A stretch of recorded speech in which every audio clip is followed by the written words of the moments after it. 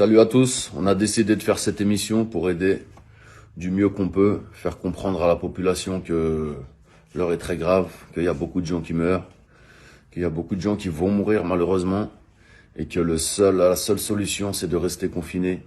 Enfin c'est une des seules solutions la plus efficace aujourd'hui.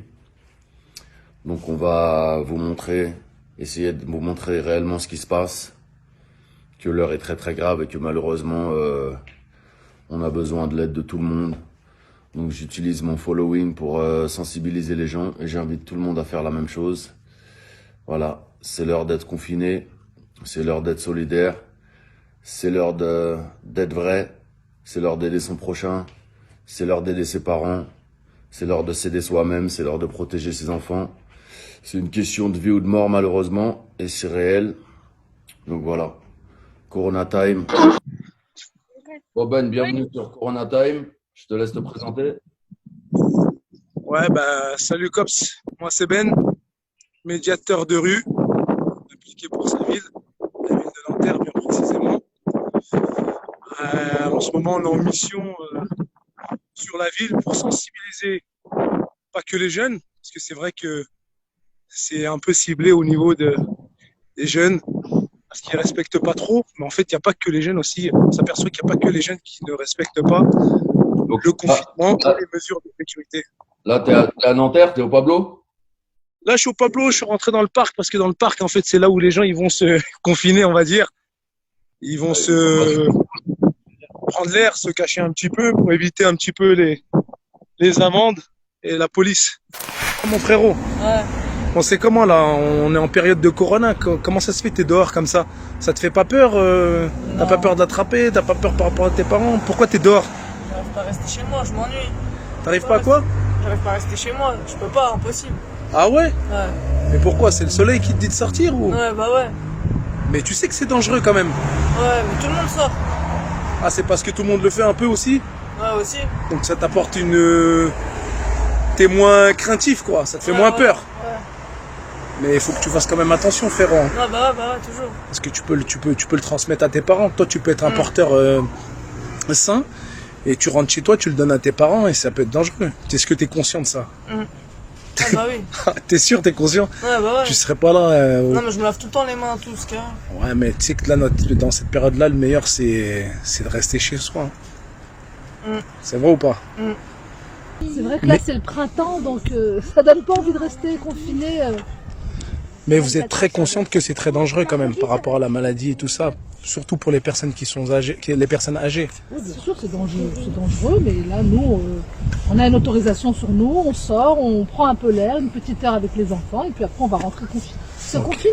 Il y a des appartements qui n'ont pas il y a pas de balcon. Déjà, on n'a pas de jardin. Le seul lieu où on peut sortir encore, c'est les parcs, mais tout est fermé. On n'a plus le droit de sortir même avec nos enfants parce que c'est compliqué. Même les enfants, ils doivent avoir une attestation aussi. Donc ça commence à être compliqué de rester à la maison. Moralement, c'est compliqué. Rester toute la journée à la maison, là tu sors une petite heure, tu te dépenses, c'est mieux que rester toute la journée au quartier, tu vois. Mais t'es d'accord avec moi qu'il y a quand même des risques dans le sens où que tu peux l'attraper, contrairement à une personne qui va rester chez elle. Après, t'as des risques même quand tu vas faire les courses.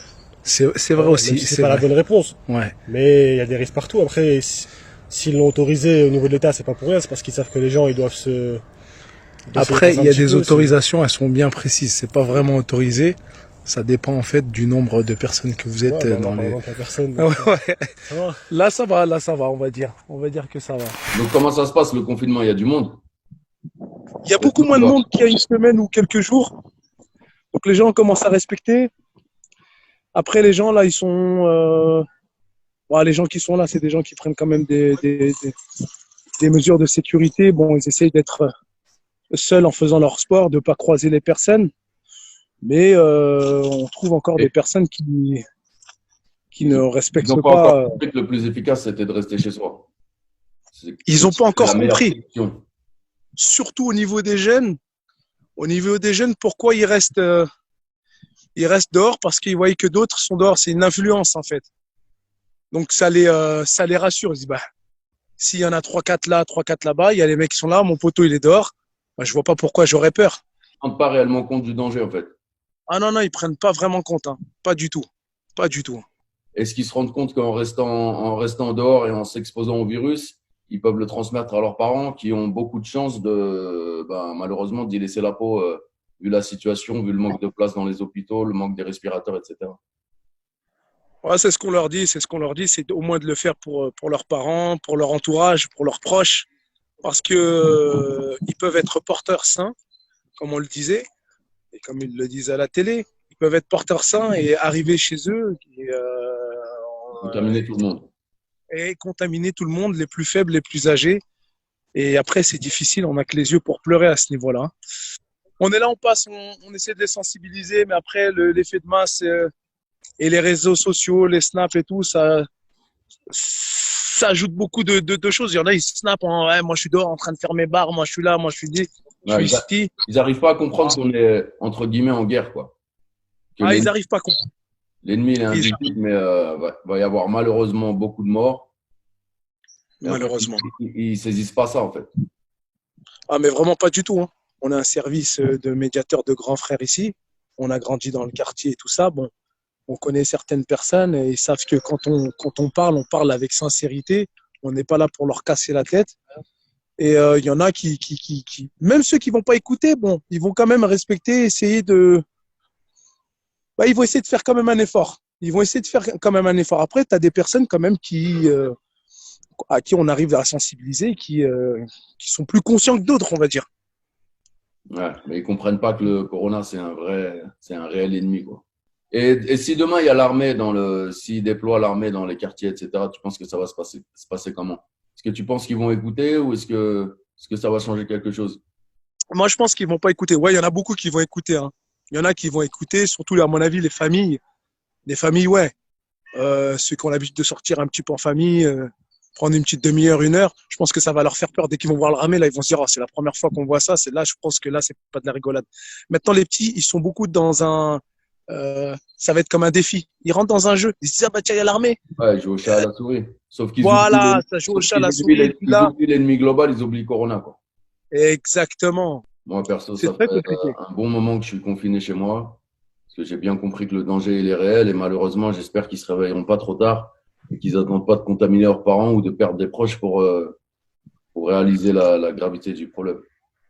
En tout cas, que toi tu le fasses, déjà, je pense que ça va toucher certains jeunes, certaines personnes. Pourquoi je le fais, pourquoi tu le fais, c'est parce qu'on a pris conscience du danger. Et là, on n'est pas dans le rap, on n'est pas dans la musique, on n'est pas dans les clashs, on est dans l'humain. Et déjà, on le fait pour se protéger, nous, et surtout nos proches, nos enfants, nos parents. Parce que même moi, personne n'est à l'abri. Quand des gens, quand on va commencer, je ne le souhaite pas, je te le souhaite pas, je ne le souhaite pas, mais malheureusement, il y en a qui vont perdre des proches, qui ont déjà perdu des proches. Et c'est trop tard, il n'y a pas de remède. Donc les jeunes, il faut qu'ils réalisent que là, on n'est plus. Là, tout est en pause, le monde est en pause. Là, il y a un ennemi, c'est le corona. Il va attaquer tout le monde. Ça va être un massacre. C'est déjà un massacre. Et on est qu'au début. Donc, il faut vraiment qu'ils comprennent que c'est maintenant ou jamais. Nos parents, s'ils le chopent, c'est cuit. Moi, j'ai clairement dit à ma mère, tu lui ai fait comprendre que la mission, c'est ne l'attrape pas. Donc voilà, en tout cas, merci à toi pour le taf que tu fais. J'espère que les gens vont faire de même de leur côté. Et voilà, hein, confinés, nous vaincrons et on va voilà. Bon, moi, je te remercie pour l'initiative que tu as aussi de faire cette petite sensibilisation aussi à travers ces petites vidéos. Et en espérant que ça va toucher un maximum de personnes. Je pense que c'est le moment, peu importe notre corps de métier, c'est le moment de servir à quelque chose si on a du following, si on a pignon sur rue, si on a une voix, quoi. Corona time, la confinement n'est pas finie. Merci à toi, merci aux potos, merci Nanterre. Et les gars, restez chez vous. C'est la seule solution. Restez confinés. Plus on sera confinés, moins il y aura de morts, moins il y aura de larmes, moins il y aura d'enterrement. Donc voilà. C'est clair. Vas-y, à bientôt. Ok, top. Merci à bientôt, frérot. Ciao. Ciao. Il est là, le poteau. Il est là. Ok. Bonjour, Anta. Oui, Pourquoi tu n'es pas confiné aujourd'hui? parce que les gens du bois de Boulogne sont pas confinés. Ça nique là-bas tous les soirs. Ça tape en levrette et tout. Ah ouais? Ça crache dans le cul et tout. Non. Tu vas ce soir, c'est pas confiné. Coronavirus! Coronavirus! Coronavirus!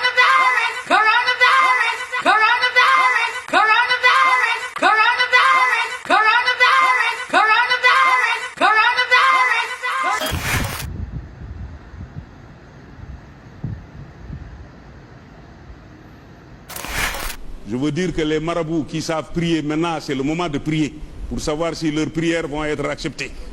L'unigum, le virus est là, il faut l'attaquer et le tuer, soit pour insulter ou envoyer des messages.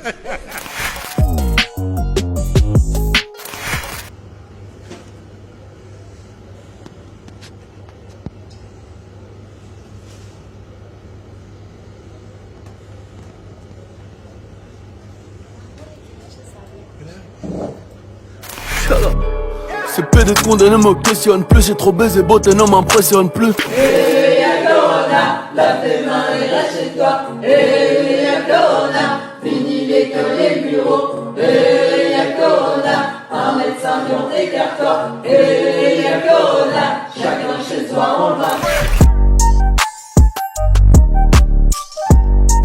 Saturday, I had a little low-grade fever. Les mesures de confinement les plus drastiques, vous les prenez aujourd'hui et quand on basculera dans le stade 3, il y en aura moins, c'est ça? Exactement. Menteuse! Alors d'abord, est-ce que vous avez acheté des masques pour vous et vos enfants? Ah non, pas du tout. Non mais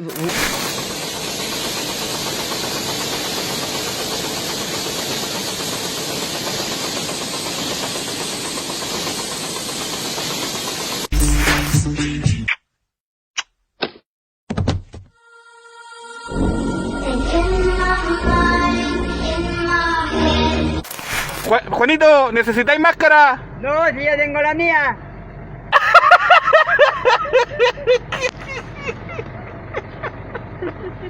Buena, Juanito.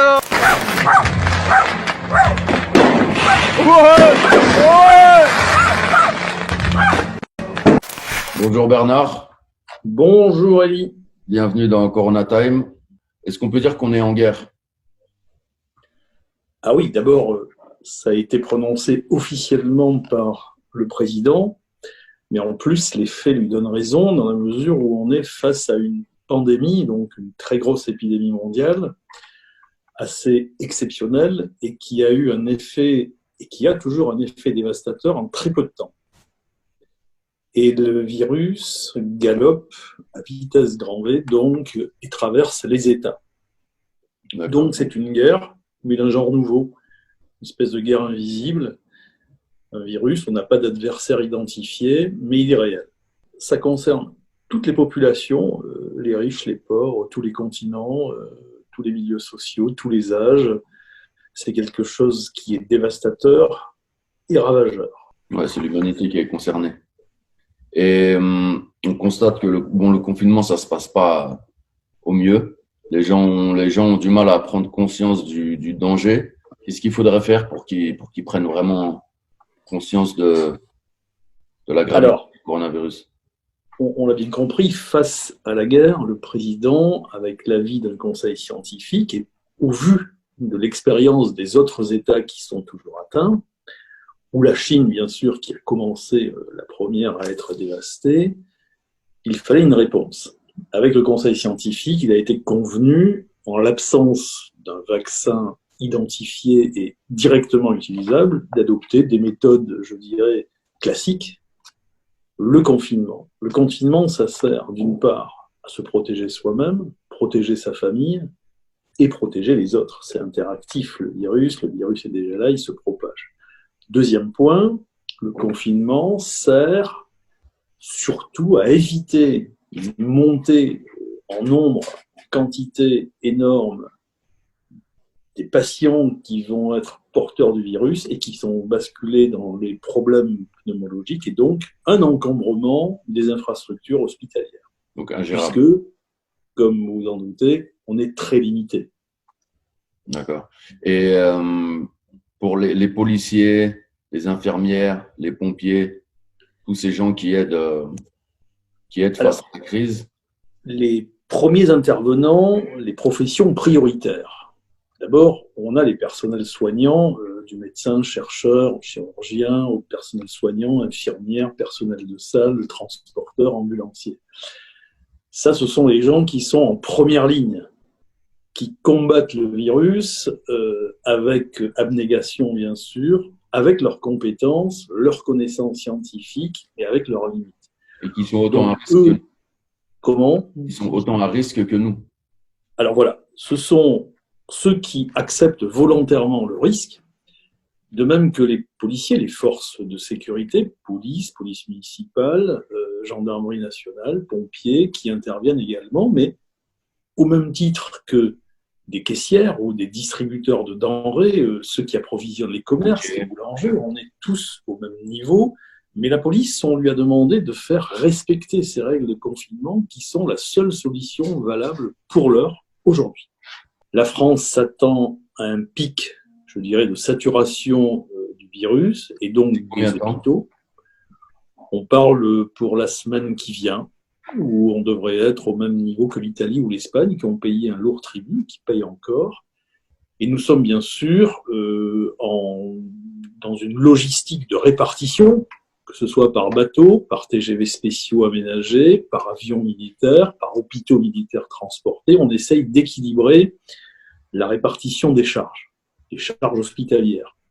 Plutôt que d'éviter cet encombrement, on demande aux gens de ne pas s'infecter mutuellement et donc de rester chez eux. Est-ce que c'est vrai que, par exemple, on choisit dans les hôpitaux qui doit vivre ou qui laisser vivre ou qui soigner, faute de place? Il y a un problème d'éthique et de déontologie qui concerne tout le personnel médical.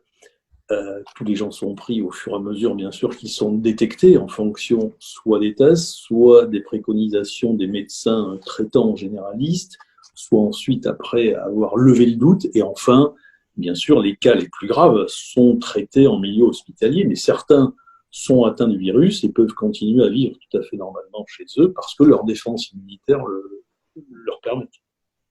Ok. Et si jamais les médecins, le jour où on va manquer de médecins, d'infirmières, de policiers, etc., alors que le confinement n'est pas respecté, tout le monde est infecté, qu'est-ce qui se passe? Alors, les personnels qui sont dédiés à cette lutte, cette pandémie, travaillent bien sûr avec abnégation, donnent le meilleur d'eux-mêmes, se reconcentrent sur les villes les plus importantes.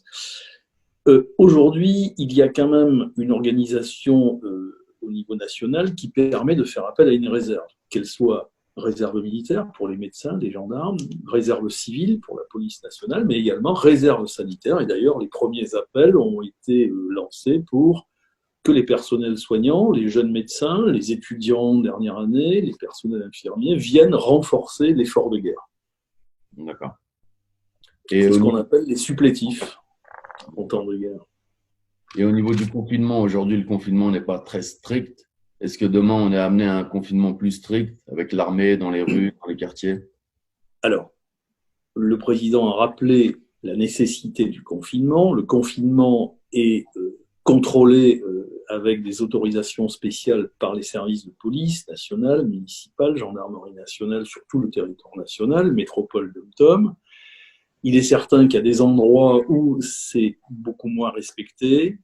Ce sont des contraventions de 4e et 5e classe, et en cas de récidive, ce sont des délits pouvant amener à une garde à vue, une présentation devant le tribunal en cas de flagrant délit, bien sûr, lourd, et pourquoi pas une peine de prison si nécessité fait loi. Mais on ne risque pas 5 ans comme en Russie encore. Alors, la Russie a très bien posé le problème. Tous les gens qui sont dans la rue, qui n'ont aucun motif, partent avec 5 ans d'emprisonnement dans une prison de type russe qui est pas du tout le même confort que les nôtres. Au moins, ça recadre dans une période comme celle-là. Alors, c'est, comment dirais-je, comme on peut pas faire forcément le bonheur des gens malgré eux, on les aide à toucher ce bonheur. Okay. Et il y a une question qui me taraude, comme on dit, au niveau de l'Afrique. J'entends pas beaucoup parler de l'Afrique. Quelle est la situation en Afrique et qu'est-ce qui risque de se passer là-bas? C'est vrai. Le manque évident. D'abord, la France a un lien historique, culturel et avec ce très beau continent qui est clairsemé de plusieurs États qui sont plus ou moins équipés de façon très différente. Le problème, il est également culturel. Le confinement ne peut pas être contrôlé de façon totale dans la mesure où, culturellement, chaque fois qu'une personne est malade, il va de soi que la famille, les amis doivent lui rendre visite, l'aider, le soutenir, et donc là, on multiplie le risque de contamination. C'est quelque chose de beaucoup plus difficile à faire respecter. pas très rassurant. C'est une question de discipline. Quand il y a une guerre, il y a des soldats, il y a des chefs, il y a une doctrine, il faut obéir aux ordres. Discipline et moyens. Parce que quand je vois qu'on est débordé en France, en Europe, aux États-Unis, partout, donc qu'est-ce que ça va être en Afrique? Et on n'en parle pas. C'est un souci légitime. Souvent. Les États se protègent en fermant leurs frontières, en cessant tous les vols aériens et en essayant de contrôler les cas les plus touchés. C'est évident, mais on risque d'aller vers un côté arithmétique important. Ok. Malheureusement. Donc encore une fois, la meilleure solution, c'est le confinement. Je crois que faute de connaissances en vaccins spécifiques, on attend beaucoup d'issues des recherches sur le vaccin du professeur Raoult, qui est un éminent épidémiologiste connu depuis longtemps, qui a travaillé donc sur ce vaccin qui ressemble fortement à ce que l'on prend comme traitement pour le palu, donc l'Afrique. Là aussi, on est sur une avancée puisque les Africains, les expatriés connaissent ce genre de vaccin. On a une longueur d'avance et une prédisposition favorable à mieux pouvoir lutter contre ce virus. Aujourd'hui, dans l'attente de la découverte d'un virus fiable au niveau international, parce que personne n'a de solution pour l'heure, on voit bien qu'il y a des guerres, les Américains veulent acheter le procédé allemand, nous, on consacre énormément de moyens pour la recherche. Entre-temps, c'est le confinement, c'est un procédé de type moyenâgeux, comme la peste à une certaine époque, mais ça a des effets positifs. Okay. Donc en gros, tout le monde est concerné, on est tous des Corona Soldiers, et la meilleure solution pour l'instant, c'est de rester chez soi pour sauver des vies, pour alléger tout ce qui est... Oui, Elie, parce que, vous savez, l'addition à payer, elle est dramatique, elle est connue par avance, on nous l'a bien exposé, on voit des images à la télé qui sont assez dures, on voit des labos américains qui ont sorti en 3D les photos des poumons atteints, couleur vert jaunâtre, mais le pire des châtiments, c'est quand même de voir mourir ses proches, et de ne pas pouvoir aller les enterrer et donc les accompagner jusqu'au bout. Et ça, c'est quand même dans une société moderne, tous les États sont concernés, on ne peut même pas accompagner nos morts. Alors que pendant la guerre, on pouvait enfin les récupérer et ensuite... Mais pendant la guerre, on voyait l'ennemi. Et moi, enfin, c'est que mon avis, mais je pense que pour que les gens prennent vraiment conscience du danger, il faudrait, par exemple, aux 20h, montrer des images un peu plus trash. Si on est en guerre, comme on dit, il faut montrer la réalité de la guerre, montrer les horreurs de la guerre, peut-être des morts, des malades, j'en sais rien, mais pour que les gens prennent vraiment conscience. Tout à fait, il y a un effort. Les gens, on dirait qu'ils ne réalisent pas vraiment. Ah ouais, les gars, restez chez vous, wallah, restez chez vous. Regardez. Tu penses que c'est un jeu? Tu penses que c'est un jeu, ça? Là, c'est le 7ème qu'on va mettre dans un camion réfrigéré tellement il n'y a plus de place à la main. Vous imaginez filer dans une housse et filer dans un camion. Personne ne peut faire le deuil de la famille. Pas de lavage mortuaire. Comme on n'a plus de place dans le frigo, voilà. Regardez, on les met dans un camion. Et cette vidéo, elle est pour but de sensibiliser les gens qui font les malins, qui pensent que rien ne peut leur arriver. Allah Akbar. Il y a une pédagogie, un effort pédagogique à réaliser. Quand on fait la guerre, c'est quelque chose que l'on a voulu ou que l'on n'a pas voulu, bien sûr, suivant de quel côté où l'on se passe. Et quand on dit il y aura une guerre, il y aura des morts. La guerre à 0 mort n'existe pas. Là, on n'a rien voulu.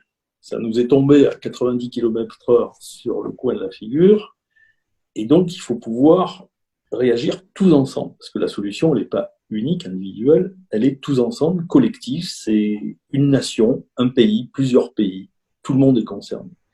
Donc, le fait de bien expliquer ce qu'attendent ceux qui contreviendraient aux règles du confinement, c'est essentiel, mais ça fait partie des formes d'une certaine pédagogie. Je suis entièrement d'accord. Donc, en résumé, aujourd'hui, restons chez nous, sauvons des vies. Le confinement n'est pas fini. Restez calme et boire glacé. Et attendre. Ok. Merci Bernard. Merci Elie. Courage à tout le monde. Allez, vive la police. Hein.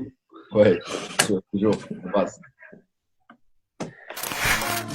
Corona, fagarul yow mo gën faju waaw waaw. Corona bi war naa jóge suñu réew.